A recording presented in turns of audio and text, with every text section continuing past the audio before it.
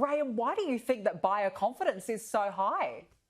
Yeah, this is interesting. So we survey 1,000 consumers every single month in Finder as part of our consumer sentiment tracker. That's a nationally representative survey. We ask them a standard set of questions. One of them we ask is, do you think now is a good time to buy property? And we've been asking this for nearly 2 years.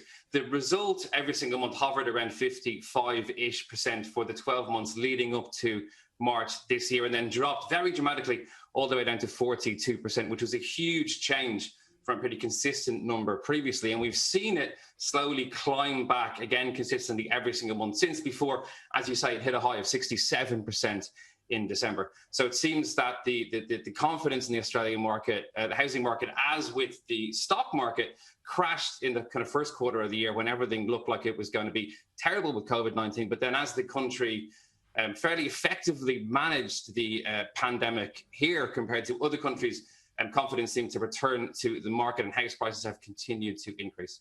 Yeah, that's terrific figures, particularly given, as you said, what we saw throughout the year and the state of the economy itself. How do the states and territories compare in terms of their confidence levels?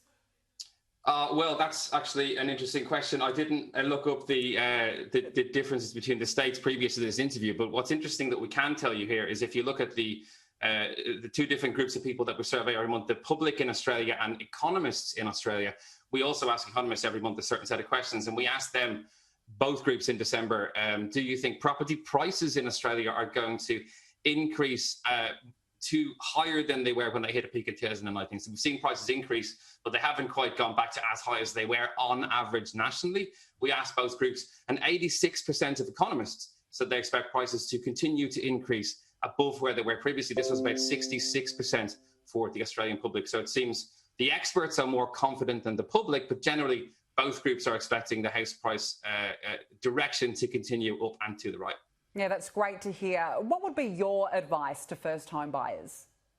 That's an interesting question. I mean, now it's a better time than ever for first-home buyers, really, because you have low interest rates, you have lower prices, you have government incentives in various different states getting people, lowering that bottom rung of the housing ladder for people. So there's a lot of opportunity out there, but also you need to be very cautious and careful. One thing to look out for is the change in the trends of people.